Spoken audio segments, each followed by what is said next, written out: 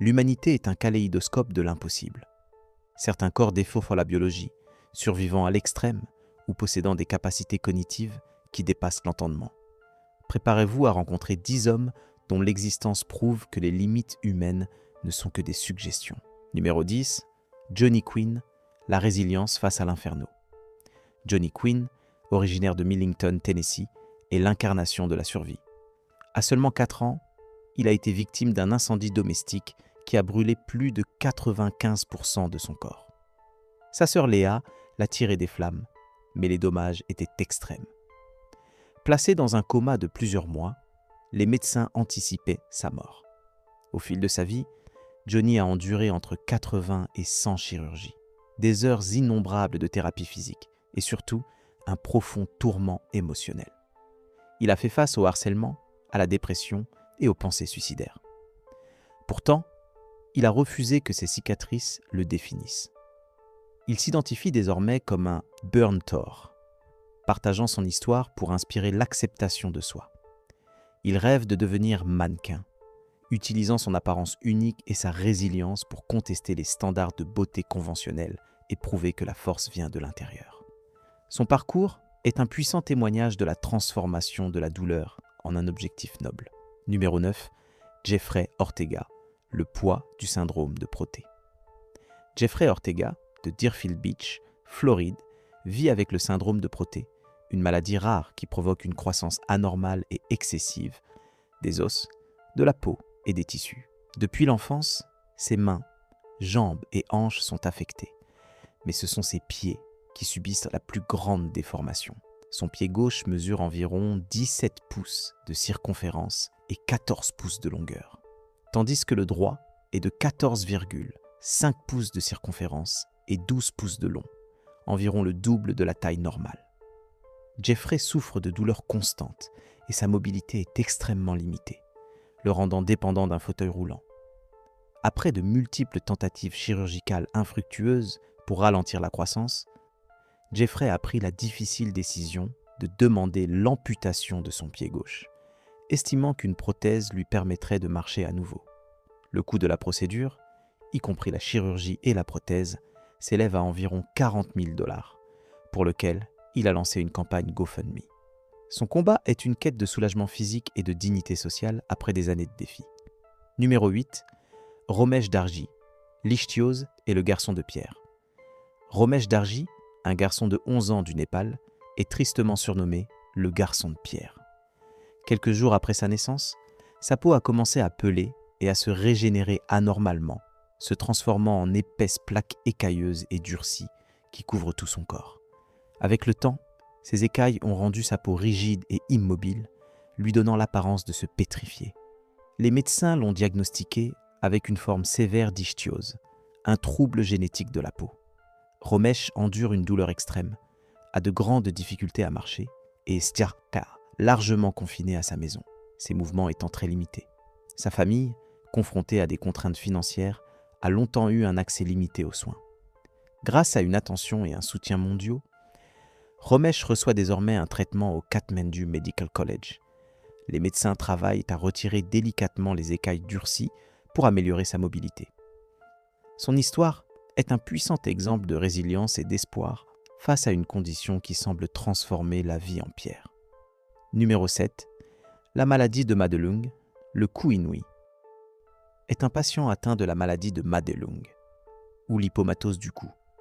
Cette condition rare se caractérise par des dépôts graisseux inhabituels qui se développent autour du cou et des épaules, formant une structure en forme de collier.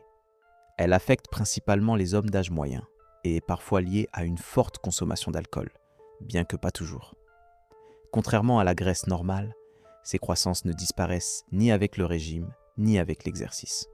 Dans les cas avancés, elles peuvent entraver sérieusement la respiration, la déglutition et le mouvement. Le seul traitement disponible est la chirurgie ou la liposuction. Mais la graisse a souvent tendance à repousser, rendant la condition chronique. Rare et mystérieuse, la maladie de Madelung est un rappel frappant de la façon dont le corps humain peut défier la biologie conventionnelle. Ce phénomène médical unique nous montre que même les structures corporelles les plus fondamentales peuvent être remodelées par des mécanismes internes imprévisibles. Numéro 6.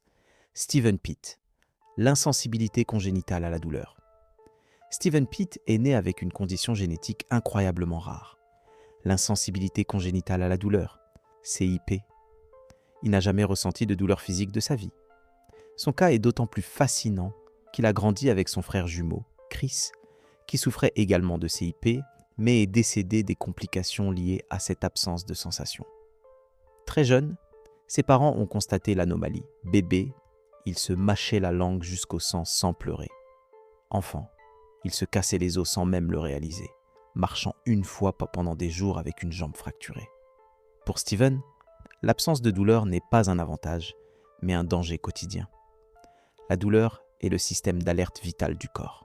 Sans elle, une simple blessure peut devenir mortelle.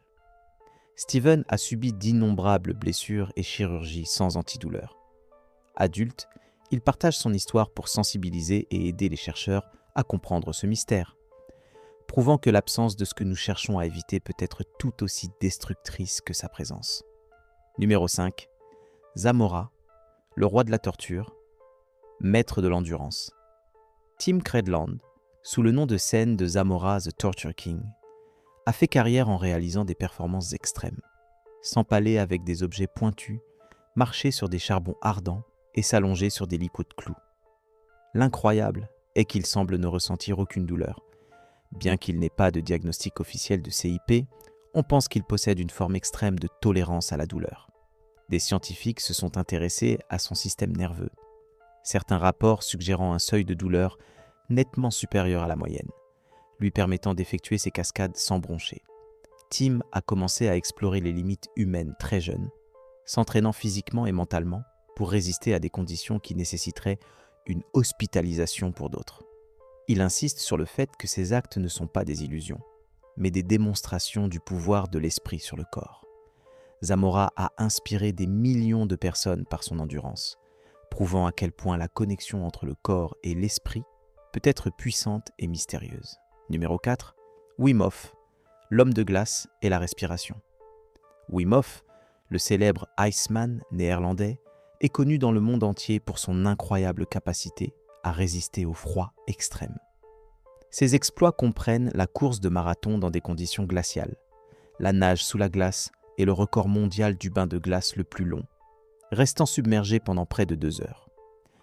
Hof attribue sa tolérance non pas à un super pouvoir, mais à sa méthode Wim Hof, un régime de techniques de respiration, d'exposition au froid et de méditation qu'il affirme pouvoir être maîtrisé par quiconque. La méthode repose sur des exercices de respiration profonde, augmentant l'oxygène dans le corps, combinée à une exposition graduelle au froid pour améliorer la circulation et renforcer le système immunitaire.